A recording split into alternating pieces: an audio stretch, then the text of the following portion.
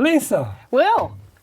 Lisa, the last time you were here at Gotta Run with Will, you were, or you still are, a member, in fact, a co-founder of the Subway Squawkers. Yes. Remind the audience what it is and what exciting news can you share about the Subway Squawkers? Yes, the Subway Squawkers is the first and only New York City crosstown rival blog. So I'm a Yankee fan, and I argue with my best friend who's a Mets fan. And You're all a squawker. Yes, we're both squawking. So this season the Mets did. I guess they do have a Rookie of the Year, but the Yankees, nearly made it to the World Series. But as for the World Series itself, yes. You know the song "Take Me Out to the Ball Game." At the seventh inning stretch. Yes, and so you know how it says if they don't win, it's a shame. We're going to root for the home team. So this year, it was a shame for all 7 games because the first time ever in any major sport, the away team won. So there was no rooting for the home team and having them win this time. Wow, this is the first time ever in any major sports where the home team lost every game. Right. So that's something. And so the winning team won always on the road. Mm-hmm. Okay. Now, the last time you were here, I think you were prepping for your first marathon. I was. How did it go, and how many have you done since? It went great. I'm a slow runner. I finished in 6:16, but I had a great time. Got a story in Guidepost magazine about it, about my coach Mario getting me to my first marathon.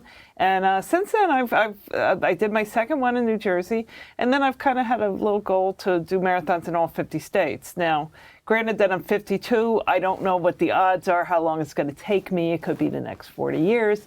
But I'm up to 8 marathons now, and 3 of them are New York and 5 other states. So I've got 6 in the books here, and I'm doing New York City this weekend. So that'll be marathon number 9. Okay. All right. Now, interestingly, there was a little bit of excitement going on. Didn't make the New York Times, but it made the Staten Island papers. Yes. Something to do with the Forgotten Island. I say that respectfully. But yes. Tell us the story. Yes, they call it the Foot Locker 5-Borough Challenge, but it was really going to be the 4-Borough Challenge because the Staten Island was a forgotten borough.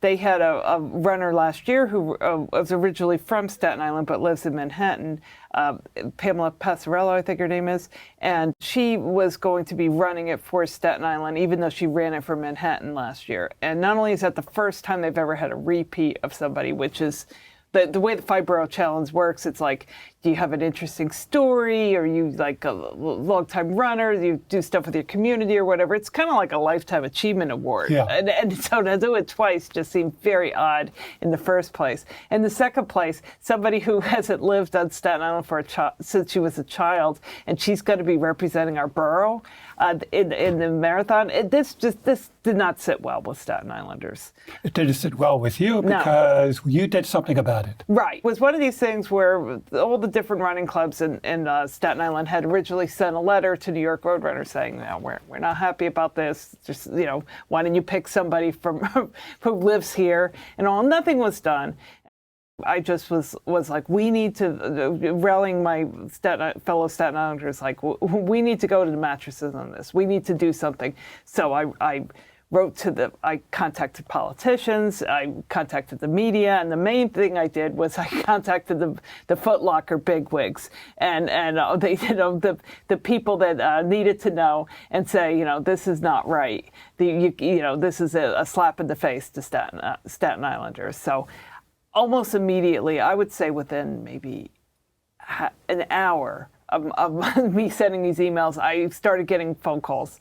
And I got a phone call from somebody who shall remain nameless, but it was a big decision maker, and was basically, how can we fix this? So, because long story short, I know a lot of people in the Staten Island running community, so I reach out to different people. Okay, who could do this? If something were to happen that we needed, could get a Staten Islander, who could we get? So some names were recommended, And Martin LaRosa is going to be representing Staten Island. And he lives on Staten Island. He works at a local bank. It's really a great story in perseverance because he had applied for it for like 3 or 4 times. But he hadn't applied for this year. Oh, he did for this year? He did. Oh, good. So somebody that actually applied, who actually currently resides in Staten Island, is going to represent Staten Island thanks to you and the other runners of Staten Island. Yes. But I think we need to give a little bit of credit to Pamela because Foot Locker didn't offer a solution. If Pamela, who was the one selected, she backed out of it and wished everybody great luck. She's going to run it still on her own. Right. So I know Pamela. Ironically, usually every year after the marathon, one of the shows I do is to highlight a couple of people from the Foot Locker. It turned out that Pamela was one of the people from last year, and she's a real sweetheart. So I wasn't surprised that she was very classy in the way she backed out because apparently left it on her shoulders to solve the problem. Foot Locker didn't come up with a solution, neither did New York Roadrunners. I wasn't aware that New York Roadrunners was that much involved in it, but I guess it's a partnership. Right. It is a partnership, and they know who the runners are and everything in the community as well, and vetting people and whatnot. But yeah, I do feel bad for Pamela. It's got to be humiliating to be this whole thing, and you think you're doing this, and then where people were. It was Staten Island Advance wrote about it, and the one of the columnists was just like, "This is disgraceful," blah blah blah. Right. And the commenters, you know how. Well, I'm sure her Facebook page lit up, but the good news is resolved. Staten Island is proud to have their own there. The only thing I noticed was all a male team this year. Yes. So hopefully next year might be an all-female team. Right. They've done all-female teams before. So. Really? Oh. Yeah. So. Good to know. Good. Listen, on that note of positivity. Yes. Thank you so much for coming in. Oh, thank you. Thanks for having me. Stacy. Well. Stacy. Well. The last time you were here, you were actually hosting. I was. Before that, you were a guest. How was it being a host versus a guest? Good question. I was really more nervous, I think, going in being the questioner than the answerer. But I really enjoyed it. I interviewed my longtime coach, Scott Berlinger, of Full Throttle Endurance Racing. And I've known Scott for 10 years, and I actually learned some things I didn't know. So it was really a terrific experience. I've always had guest host, but this year I really went all out, and I'm going to do that as much as possible because personally I've done over 220 of these episodes, and I don't need to do another 220 for myself. I want to use you as a test example of, well, you know, Stacy did it and she loved it. You would love it too. Absolutely. It was really fun, really interesting experience. Okay. I heartily now let's go back when you were a guest. Yes. At that time, and I think you still are, you were a book editor? It's true, I'm an editor. I don't edit books anymore. I'm at Audible, the audio publisher. We're both a marketplace and a publisher. Probably if you listen to audio, you might be getting your audios through us. And we also source original material, so not just getting books from other publishers, print publishers, and recording them, but we really are the destination for storytellers of every stripe. And we're doing a wide range of audios, not just books to tape, but also, and it's not really tape, it's MP3, it's mainly digital now. In fact, I just gave a talk at the Frankfurt Book Fair all about the explosion in audio. Listening is really up, and we are doing everything from a multicast with Kate McKinnon that we did called Heads Will Roll. Memoirs are a great category for us, and Trevor Noah and Kevin Hart have very notable memoirs that they each narrate respectively, and they're super popular. Michelle Obama's memoir is quite popular. But we were doing a lot that's audio only, so there's no print book at all. No print book at all, because I guess the print publishing is practically dying out. So, but this is a growing market, the audio. Audio is definitely on the climb, doing very, very well. Well, it's an exciting. I couldn't be at a more exciting company right now, especially at this moment. How exciting that you were able to transition from hard copy to sound. I'm very lucky, but really the storytelling remains the same. So the editing is really a lot the same. Cool. Yeah, I have recently been listening to Barack Obama's "Dreams of My Father." Oh, great. The nice thing about it, he himself narrates it. It makes such a huge difference when it's a memoir and the person actually narrates it. Memoirs and self-help are usually the two categories where the author winds up narrating. Less so for novels, thrillers. We're based in Newark and have incredible recording studios there. And then we work with over 100 recording studios across the world because we're really worldwide. Well, here's a neat trick I heard about Audible. One of the most popular TV shows was Game of Thrones, which is based on the books by George R.R. Martin, I believe. Yep. He hasn't finished the books, but his books go to the thousands of pages. Many, many dozens of YouTube videos of discussions about the books and the series. Everybody seems to be an expert on the Game of Thrones. In fact, I even did a show myself on the running themes that you find in Game of Thrones. What a great idea. But one of the things I heard, one of the people that host one of these YouTubes, that he recommends reading the books. But the way he read it, he used Audible, and he put it on double speed. You can do that. You can actually go up as far as 3 times the speed. We have a special way of compressing the space between words and also making it so it doesn't sound like you've inhaled helium and have a really high voice, so that the pitch stays the same. And I've never gone faster than 1.25. Well, I think that's a great idea for college students, have to cram for an exam. Well, you still have to make sure you're really ingesting it well, too. So you can do it with some others. I actually listened to Russell Brand's book, Recovery, and I wanted to go down to like 0.75, which I think you can do because his accent, and he talks so fast and his accent was pretty thick, so I did go back. So you can slow it down. I think you can go to 0.75 as well. I know you can go, I think I went back to 1. I'd been at 1.25 on a lot of things, and then with his I went back to 1, and now I've been staying at 1. I figure be here now. On YouTube, I know you can also decrease the speed. You can go to 0.5, but it sounds weird at 0.5. Yeah. Now, when this airs, most likely after Sunday, which is the marathon, and I was checking you out because I knew you were coming today, and I saw your Facebook page was filled with activity because people were wishing you good luck, and a few people were saying, wow, you're doing the marathon? We thought you swore that off. So tell us the last time you did a marathon, and why New York again? Yeah, people were really kind of stunned, I guess. Well, there were several reasons. Also, this all seemed like a great idea 8 months ago when I signed up. It's seeming like less than a good idea right now, but I'm trying to stay positive about it. So I love the New York City Marathon. I've run 4 of them. I think I've run 13 marathons, but I seem to only come up with about 9 that I've actually done. So maybe it's somewhere around 9, but I've definitely done 4 New Yorks. And the last one was 15 years ago. 15, yeah. And that was my last marathon. And it's never been a great distance for me. I'm more of a 5K-er. But I love the endeavor of training for a marathon. And I just love the way I'm on Central Park Track Club and the way the whole team is sort of oriented toward the marathon and marathon training. And I actually really enjoy the buildup.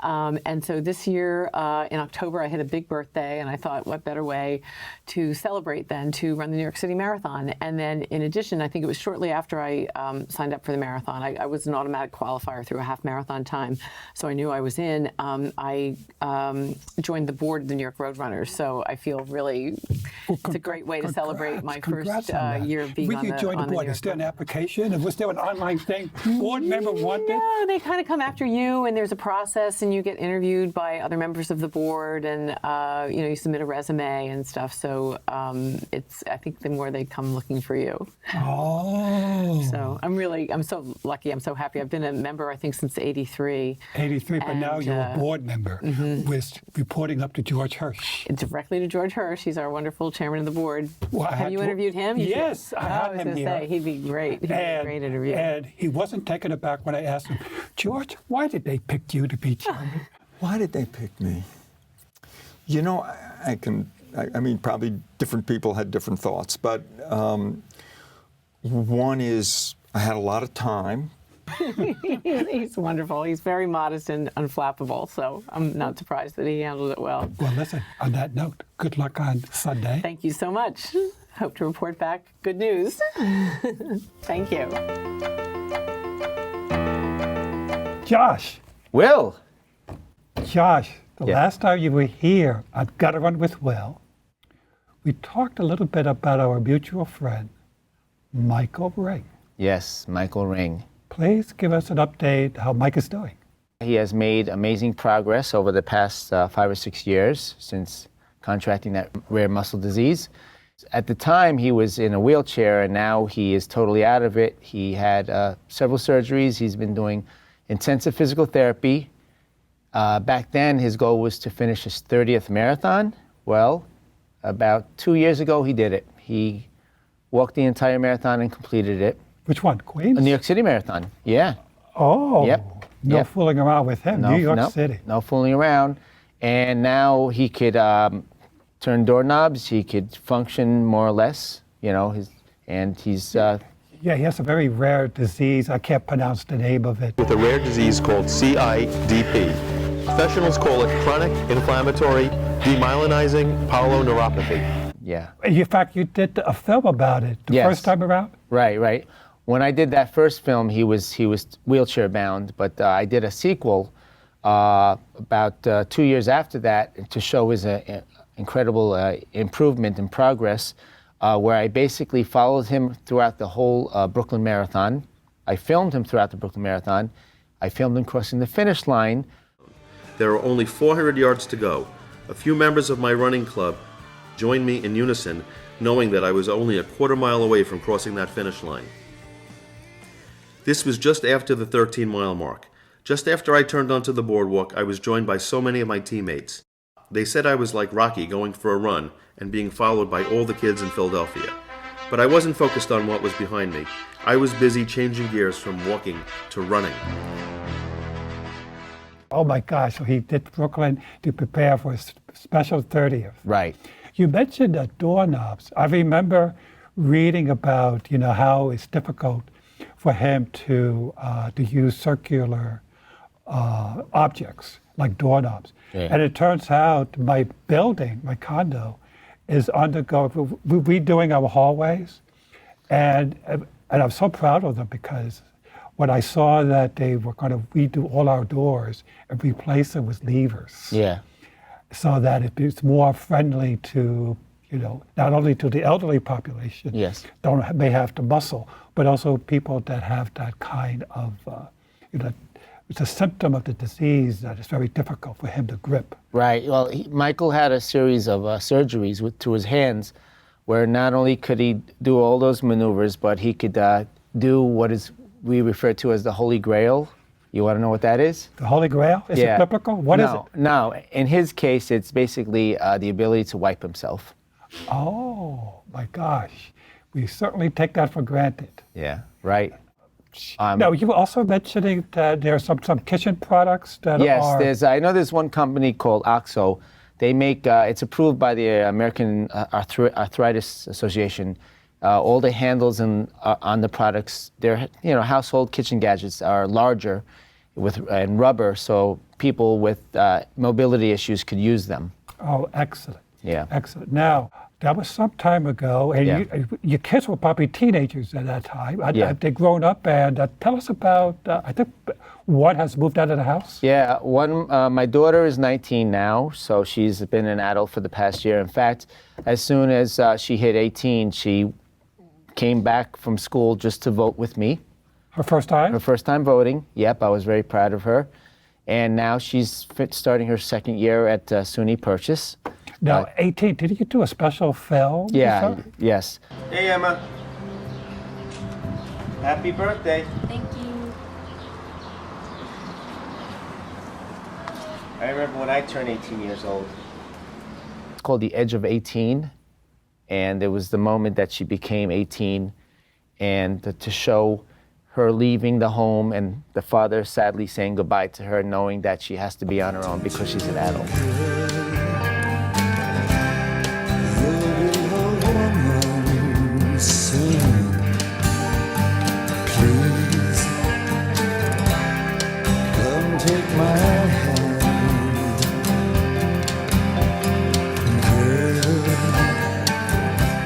So it's That was bittersweet. Right. Want to express my feelings in a creative way by making it. Yeah. Now, when we talked last time, you were also pacing all over the city. Is that a gig you continue to enjoy? Yes, I still pace for the Roadrunners Club. I paced the Staten Island Half Marathon in the past, Brooklyn Half, New York City Half. In a few weeks, I'm going to be pacing a NYC Runs race. The Brooklyn Marathon is going to have, for the very first time, pacers. I'm going to be a 5-hour pacer. I've been training, and I look forward to that gig.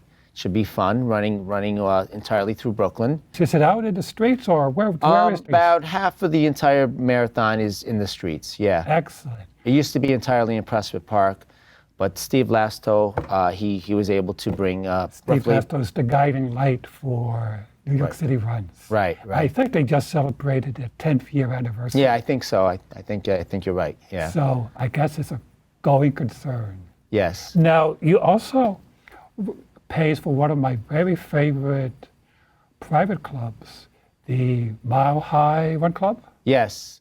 Mile High Running Club. They started making a presence. They opened a new location on the Upper East Side in Yorkville last year.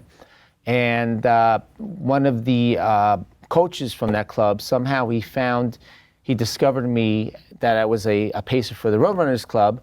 And he contacted me cold last year. He was looking for some pacers. And I took the offer, and I started pacing New York City marathon training runs last fall, and for pay. So you could say I'm a professional pacer, and I'm still doing it. I love it. It's if you can make money from something you love, it's great. That's a bonus. Yeah. That's a bonus. Now, we should mention that particular person, I believe, is the famous John Henwood, Yes. Olympian. Yes. A former Olympian. And I guess he's the marathon coach, or one of the marathon coaches for the Mile High Run Club. That's right. You could say he's my boss. He's your boss, an Olympian. Yes, exactly. Exactly. Yeah. Listen, on that note, thank you so much for coming in. You're welcome. Thank you for having me. I appreciate it. Evan, Will, the last time you were here on Gotta Run with Will, you were on a hot streak. I was. Every half marathon, every marathon, perhaps every other race, you were setting a personal record. How is that streak going? It was going very well with the half marathons until I took my first vacation in years. I went to Europe, I went to Paris, and I had to eat a lot of croissants and baguettes, of course, so I spent a little too much time doing that rather than training. I came back last year for the Brooklyn Half in May, and I did not run a personal best. But I finally did run a personal best again at the Brooklyn Half in 2018. I ran my first sub-120 half marathon, finally. Excellent. And this year at the New York City Marathon, I continued my streak, and I actually made a really big leap, breaking 3 hours for the first time. For the New York City Marathon. So your streak continues for the marathon. Each time you lower your PR, and you're setting a new streak with the half marathon. Exactly. Okay. Now, you have Crohn's disease. It's not curable. You're always going to have it, Not yet. hopefully. Is there new development in the disease? There are advancements that are happening. I haven't quite seen it yet myself, but I have heard lots of promising things about new sorts of drugs that are going through testing, new research that's always coming out on the causes of Crohn's disease and how it manifests itself in people. So we are getting a little bit better of an understanding of how Crohn's affects the body. But in terms of treatments, we're still a little further away from, we're certainly far away from a cure, but it's promising. You sound just like your doctor. I had Dr. Keith Penkoff here, and he said exactly the same thing. Now, I learned something from him. I didn't realize, contrary to the TV commercials, Crohn's disease is primarily a childhood disease. Yes, it's a young person's disease. You see commercials for Humira and these drugs that are advertised for rheumatoid arthritis, but also for Crohn's disease and IBD, inflammatory bowel disease. And you see grown adults in these commercials. But the truth of the matter is, it is really a young person's disease. And most of the people facing these very, very challenging autoimmune diseases are teenagers, young kids. I know I've met, through my charity team, Team IBD Kids, I've met parents of kids who were diagnosed when they were 4 years old or 6 years old. And that makes it so much more difficult because you're still trying to figure out who you are. You're still trying to get through a very tumultuous stage of your life. Having this extra challenge, but you somehow managed it because you're not only a spokesperson for the New York City Marathon because of your exuberance, but you're also very much beloved by the medical community because, you know, you're such a positive force. I feel really lucky. I've been given the opportunity to be a voice and have my voice heard and have my story told. But it really, really, the credit belongs to my amazing doctor, Dr. Benkov, my wonderful family and friends and girlfriend. So, girlfriend is something new there? Yes, yes. I've been dating Samantha. Hi, Samantha. For a little over 5 months, just had our 5-month anniversary. And she actually came with her parents to the New York City Marathon this year to cheer me on as I ran my first sub-3-hour marathon. It was just the greatest thing. It helped me power through to the finish line.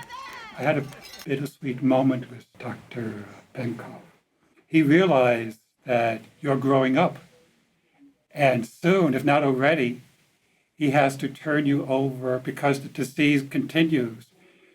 He turns you over to another doctor. What's the process for that? Yeah, it's a difficult process because Dr. Benkov is a father figure for me. We have a very close relationship, I think closer than most doctors have with their patients, just because we both run the marathon. And he's been there in a time of my life where I was going through many difficult things, not just Crohn's disease. It's challenging. We're still in the transitional phase, and we're talking about it. And what's very nice is he's making sure that whoever I go to next is really familiar with my case and that I have a good relationship with them. Did the doctor run again? Because he was planning on retiring after, I think, 30 consecutive marathons. Did he do 2018? I think he changed his mind. Yes, he did. He did. He did it again, and I have a feeling he'll be back for even more. I'm so happy that he decided to continue to run the marathon. I know it's very, very near and dear to him. And even if he can't run as fast as he could before, I think he'd tell you it's still his favorite day of the year, going and being out there. And he's run it with his son the last few times. And I think that takes on a whole new experience for him. Okay. And then finally, you're a filmmaker. I hear you're working on a very special project. Give us the elevator pitch for it. Sure. The project is called Just Another Runner. It's a documentary series of short videos. It's very similar to what Foot Locker did when I was a participant in the Foot Locker 5 Borough Challenge, where they told my story through a video that was about 2 minutes long. And I thought, well, wouldn't it be great if I could give other runners the opportunity to tell their stories? So the videos do exactly that. It's celebrating the inspiring, diverse stories and voices in the running community. And every video ends with them saying their name and they're just another runner. So there's something very liberating in being able to say, I'm just one of many people. And that kind of celebrates just how great and diverse the running community is as a whole. Excellent. And when will this documentary be coming out? I'll be launching a website with the first few videos very soon. I can't exactly say when yet, but it will happen in the near future. And from there, I hope to be producing these videos on a regular basis, maybe on a bi-weekly or even a weekly basis. Okay, so this will be on the web primarily. Any plans of putting on a film festival, anything like that? It's something I'm considering. I haven't really decided beyond the website where it should go. I'm kind of interested in seeing how it will grow organically within the running community and just outside the running community. I have a feeling that some of these stories are really relatable on a global scale, that people who know nothing about running can watch them and they'll be inspired or they'll be empowered to overcome challenges they're currently facing in their lives that they see that someone else had overcome. Yeah, I think it's one of those things that, like Humans of New York, it could take on a life of its own just once it's out there. So we'll see. Excellent. Well, good luck on that. Thank you so much for stopping in. Thank you, Will. It's always a pleasure. This has been a Gotta Run with Will moment.